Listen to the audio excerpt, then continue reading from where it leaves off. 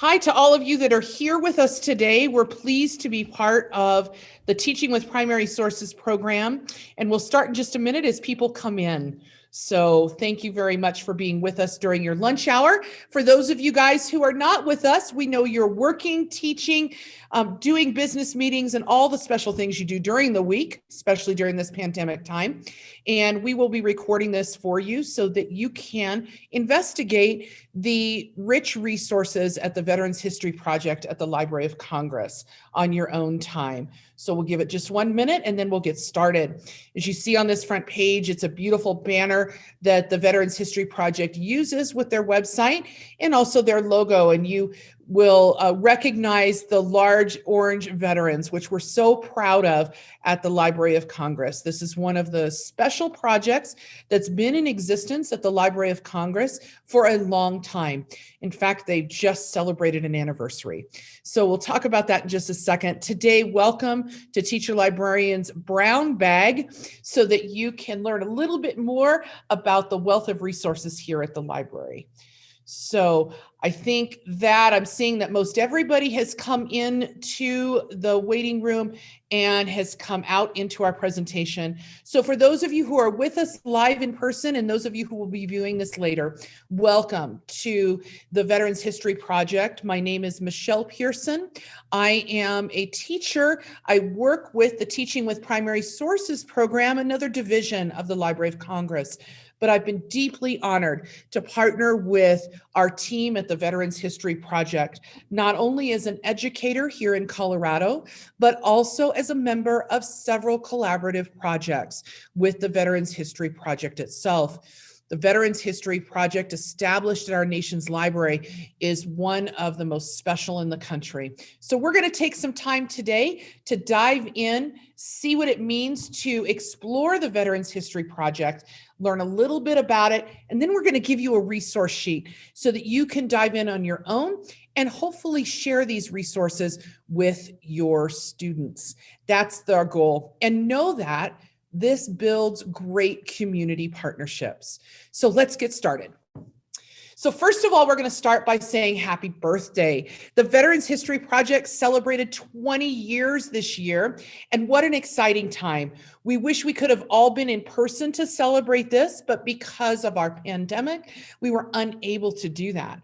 So the Veterans History Project did what they do best. They reached out to the community under the leadership of their team and found a myriad of resources, not only veterans, but people who honored service in our country. They presented a multitude of presentations on their collections, on veterans, on music, on the history of the project itself, and the history of our nation's library. You can find out more about their Veterans History Project by clicking this live link. We're going to share the presentation with you at the end of our brown bag, and it will be posted along with the session so that you can jump in and explore a little bit more. And I encourage you to do it. The snippets here range anywhere from just a minute or two all the way to a full presentation. And I think you'll find something that not only you can enjoy, but also your students can enjoy. We've shared a couple of the musical selections and some of the archival research selections with students here, and it's been quite intriguing. And I think it's opened up a lot of conversation, not only about the honor of service and the value of service, but also about the importance of telling these stories, many of which we are honored to tell through your nation's library. So let's explore that a little bit more. I'd like to start off with just an introduction virtually from a very special person, Karen Lloyd. Karen really has a vision for this project, has been leading the Veterans History Project along with their wonderful and amazing team that we collaborate with. I'm lucky enough to be part of a special project called the Warrior Spirit Project, which is illuminating the stories of our Native American veterans in honor of our Native American National Memorial, which was launched this year. Constructed and created over the last year. It came into place on Veterans Day. And Karen and her team in the Library of Congress have worked in partnership and in sync to make sure that we have outreach materials, with this. What an amazing endeavor. Listen to Karen. Listen to what she has to say about the project and engaging people in the community. I hope you can enjoy it. I'm going to play just a tad clip of this, and we will give you this clip on a resource page as well. So here we go. Oral history projects in the country. Collections usable, and when materials are too fragile for use or their formats become obsolete, they create new versions to ensure that information stays available. Preservation staff also do the scientific research required to ensure that we understand the risks that face our collections and that we have strategies to bring them into the future. We do that work to make sure that everything collected here in the library has a pathway into the future. From time to time, however, Congress gives the library special direction to attend to the preservation issues of concern to the American people. Because of that, I'm especially glad that we can showcase the Veterans History Project today. We have 167 million items in the collection at the last count, and we add thousands more each day. So when I say that my staff of 180 is 1 in a million, I mean it both from the heart and from the calculator. Working on the Veterans History Project is a good reminder that preservation and library collection building are not just numbers games. It's not just one of us and a million more things to take care of. Those treatment hours, the inventory records, all of the work of building a collection adds up to something that matters to people, both to individuals and to communities. During events like Preservation Week, and as I speak with colleagues across the country, I'm always inspired to see how libraries, archives, historical societies, and other collecting institutions engage with people in their communities to bring the past into the present. I think the Veterans History Project is a great example of this. So now I will hand the stage over to Karen Lloyd, Director of the VHP. Thank you, Karen.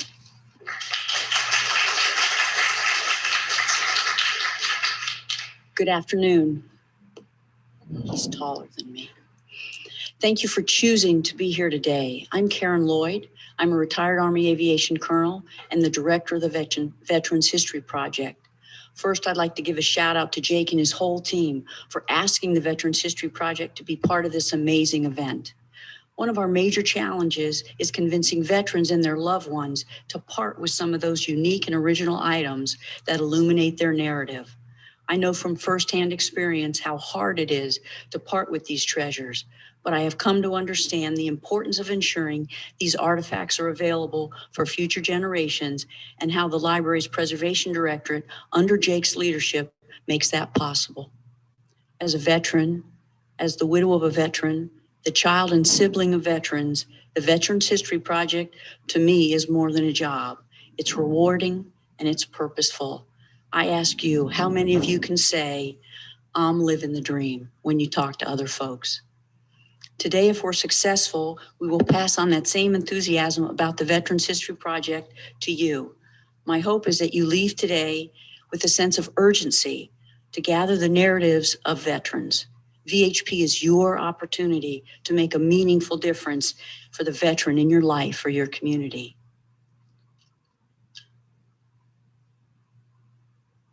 The Veterans History Project is one of the library's most popular programs.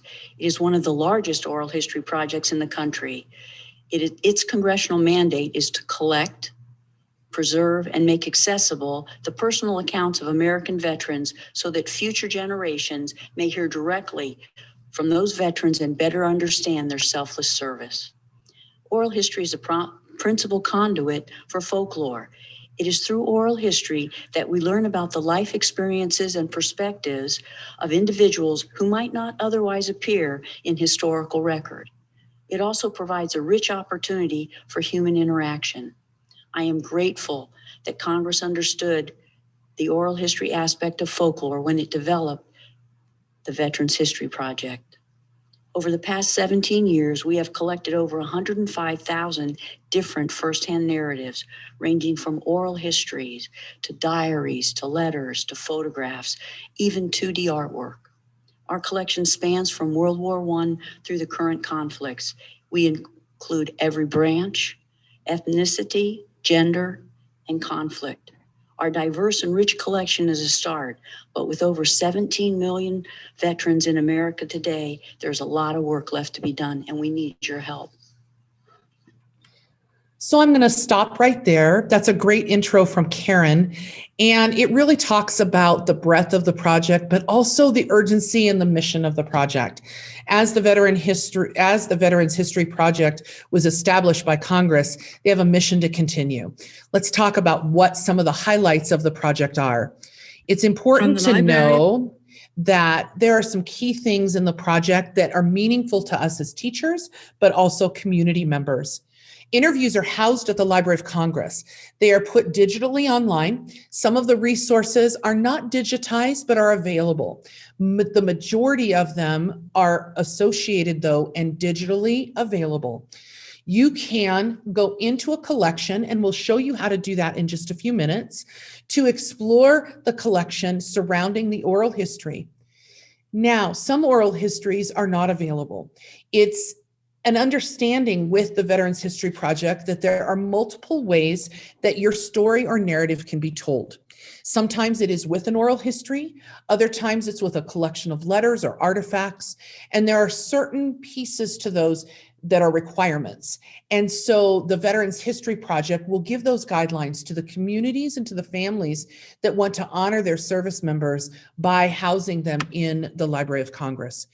The oral histories are available for use for students and teachers.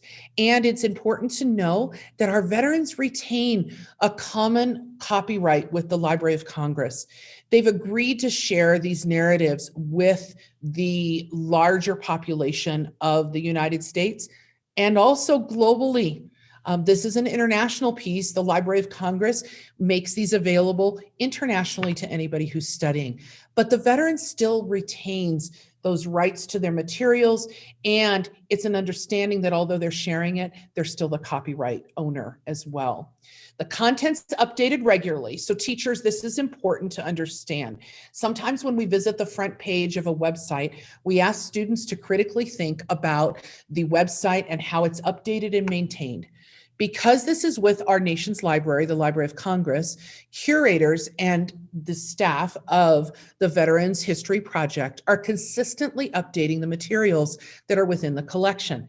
They're digitizing, they're putting on programs, they're also illuminating particular programs and profiles monthly for the project. And most importantly, they're out in the community working with veterans across the nation. This has actually changed a little bit over time. We have seen, because of the pandemic and because of, before that, the availability of Zoom and other recording mechanisms, we're able to do some of those things virtually. Although the preference is to still be in person with our veterans, they are able to continue the project forward even during the pandemic. It's just been a different way to look at it. So the artifacts and ancillary materials that are included here that Karen mentioned, you can often access on the Veterans History website. And we'll take a look at that in just a little bit. The artifacts may be photographs of those. It may be a notation that they're held in the collection at the library. Often they're digitized for reference. When I speak of artifacts, this is where we are. This is why the connection to primary sources. Oral histories, we know, are a primary source. Diaries, newspapers, other materials such as military paperwork, discharge papers, as well as promotional materials for that officer if they have been moved up in their branch of service. All of those can be digitized and included and give a wider breadth of understanding of not only the person, but also their service. The profiles are community collected. The Library of Congress does collect some of them on their own as well, but they have a toolkit that is available to community members and to teachers and to anyone who is interested in creating a video. Now, a video, I mean an oral history. It doesn't have to be video. It can be recorded as well auditorily. So their guidance, their overview materials, and their toolkit will give us all an easier way, I guess, to say, of investigating our veterans, of honoring them. And when I say investigating, diving into those stories that create the rich tapestry and narrative of our country. So let's go forward really quick and go live. I'd like to take us to the front page of our veterans site. So here we go. I'm just going to click and take us out for a moment. This is our Veterans History Project site, and you can see that the site is smaller. It's been around for a long time. It doesn't fill the whole page, but it's very easy to navigate, and the links are here for you. You'll see at the top right corner, you have the VHP field kit. The field kit is what I'm speaking of, and I'm not going to dive in to the entire field kit right now because I think it's important that we actually just touch on it. The field kit has a lot of information for us in how to access materials, how to get permissions, what the copyright piece is, and exactly what we're doing, okay? So the field kit is there. You'll see it also gives an overview about the project. It shows how to participate. It also allows you to go over some frequently asked questions. And then they have a blog too, and that's pretty neat. And it gives you just that overview piece, but then you can go and search and actually look for resources. So let's dig in together right now. And I'm going to do that. It's just going to take me a second to hop in, and let's see if I can go. And it'll let me come. All right, so here's our project, how to participate in searching the collection. So right now, that's something to think about. If you're sending a student here to look at how to search the collection, I would really encourage them to come into this database. This is an older database. It's one that we may be a little bit more familiar with as an adult. It may not be as familiar to students, but it's pretty easy to look. You can search by a word. You can also limit that word by a conflict, by a branch of service, a gender, whether or not it's digitized. This is really important for us, especially as we're teaching remotely, but also as we continue to reimagine and redesign the way we learn and investigate and research. The Library of Congress is one of the premier entities in the country for digitized resources. The Veterans History Project is no different in that. So clicking if the set is digitized is going to make a difference. You can also look at the type of material, whether or not you'd like a photo or you want just the audio interview or a video that's done, and whether you want some manuscripts. The manuscript piece will give you an idea if you're looking particularly for letters or maybe a memoir or something that's transcribed. Now that can help us, particularly if you have ELL students or students that need not only to hear what they're investigating, but also reading too. You can also go to the browse button. And when you go to the browse, you can go right into by a last name. You can go by a military branch or a state of residence. Just because we're holding TLD today, I'm actually going to click a state of residence, and I'm going to go to Colorado. And when I click Colorado, it's going to give me an entire list of resources. And you can see there's a whole lot more here at the bottom. But it will also tell me that I can view a collection by looking at it, by clicking the button. If there's not a view collection, it may give information about that person. It will tell you what they have in possession at the Library of Congress that you can access by a visit to the Library of Congress during non-COVID time or by special appointment at this time. But these aren't digitized to use. So although the story may be really important, we may not be able to access them for students. So I'm going to go back really quick, and I'm just going to scroll down. And actually, I think I'm going to go to next just to pick somebody. So I'm going to go to Rodney Allen. He's a Marine Corps. It will give a card that looks like this. Here's the interview for me. I can view a larger description. This is basically the back material. It's like, think of like a librarian. This is the book matter, the back matter of our veteran. It will list the conflicts when they went into service. It will also tell them, or tell you, excuse me, if they were enlisted or an officer. It will tell you their ranks. and it will tell you generally what they've done in the service piece as well. So if you want a brief snapshot before you listen to the audio piece or look at a regular oral interview that may be video, digging into the biographical information can help you. You can click on the digitized collection and it'll bring you back. Now, here's a really great thing too. You can share this. So students can take a link and share it so that they can get back to this by bookmarking. They can collaborate with a friend on it. You can also download the audio. This is pretty important because if you're working in a low stream environment, you can download the audio and use it for classroom instruction where you don't have to stream it online. And that can be a really big benefit for teaching. So I'm going to go back to my search results really quickly, and I'm going to choose somebody else. I'm going to choose, let's see, Mary right here. I'm going to view the digitized collection again. And Mary's interesting here because she has a complete interview in audio that's an hour long. She also has a memoir and a photo album. Welcome to the world of primary and secondary sources, right? So we can read about World War II from a secondary source, gain our background information, but then look right here. Mary Amick is going to give us primary sources to use with students. I can go right into the photo album, and by clicking on that, it will bring up the photos that have been submitted and digitized. It gives a description and a date so that you can see it. I can see she graduated in Denver, Colorado, which is pretty neat. You can click on them and get a larger photo. This is wonderful for National History Day projects, for inquiry projects, for diving deeper and doing some analysis with students, because you can bring those photos larger. And the photos are they're varied. As you can see in this collection, these are mostly personal photos, right? You can see she had a softball team that she was on. There she is with her bicycle. So you could click on that in Grand Junction. If you know anything of Colorado, that she's picking peaches, here's the orchard. A great way to be able to look at that primary source and do some analysis up close. That gives a real wonderful way to dig deeper into the resources.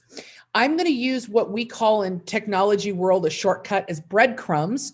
I'm going to go back up here. You can see on my search bar, I can either go back to my search results or go right back to Mary. Now I can click on my back button too, but for right now, I'm just going to click on Mary because I'd like to show you this. Here's her handwritten memoir. This is amazing. And if you look through it, her memoir has been totally digitized. This is a lesson in learning and patience for students. I'm not sure about y'all, but most of my students are not used to reading handwriting. So reading somebody's handwriting in a handwritten memoir is pretty interesting. So you can see that they've digitized, and she's written down that these are some of her highlights of her life as she remembers it. She tells where she's born, and she goes on that she was born on Detroit Street, just south of Cherry Creek, and her dad worked for Prudential Insurance Company. And so for those of you guys who know Denver now, this is the Bonnie Bray area of Lower Cherry Creek. It's changed a lot, but it was a business area, very middle class, very, I would say, happy, run-of-the-mill neighborhood at that time. And she goes on in her memoir to discuss it. Now you can see her memoir is long. It goes about 11 pages. And she talks about some of her military experience as well as her experience too. So these types of primary sources make it amazing for individual research for students. They're there, they're live, they're like having the artifacts in hand. Let's go back to the front page a second. When you do those searches and you're researching them and looking for particular things, there's lots of ways you can do it. And some of the search functions, I want to start back at the front page, will lead you in different directions.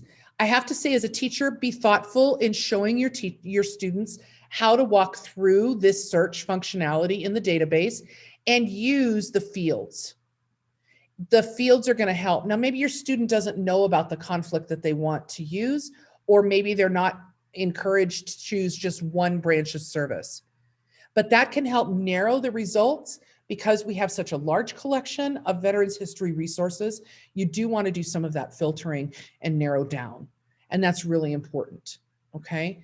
So I can still go back and find Mary if I wanted to, but I'm going to do another research. I'm actually going to put Hawaii like this, and I'm going to hit go because I want to show you what happens. So I just put Hawaii and I hit go.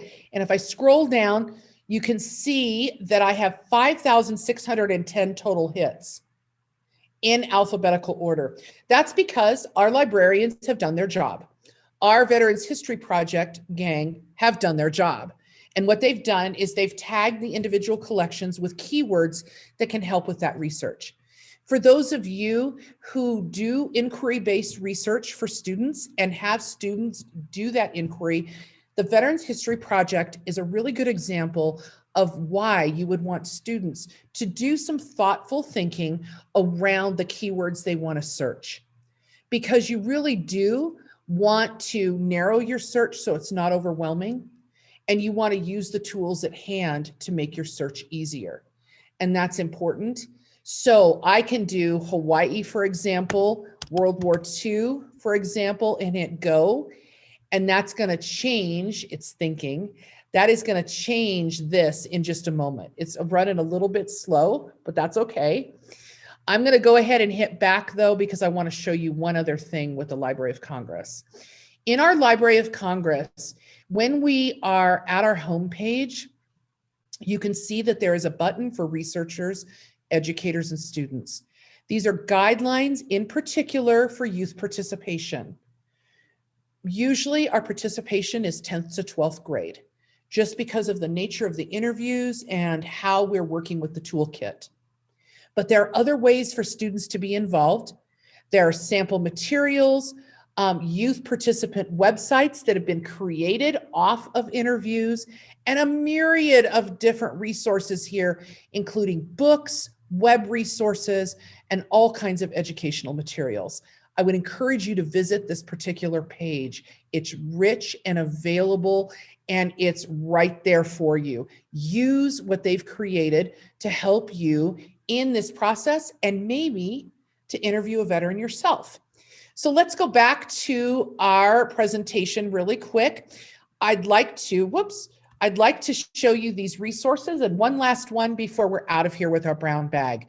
If you click, I've linked the website for you as well as the anniversary presentations, but we also want to share this resource page.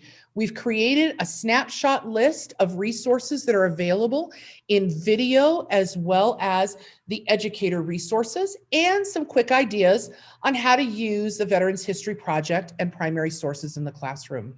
So there you go. I don't see a whole lot of questions in the chat. We're available for questions. You can reach out to us to do that. I encourage you to reach out to the team of the Library of Congress Veterans History Project or the Teaching with Primary Sources team in the Western region. We're happy to connect you with the resources to make the Veterans History Project come alive in your classroom and primary sources as well. So thank you very much today for your time, and have a great lunch. And I hope those of you guys who will be viewing this later have a chance to dig in as well. And we'll be sharing the links in Whova as well as in Goose Chase. Take a look. There's some challenges around our Veterans History Project. Have a wonderful day.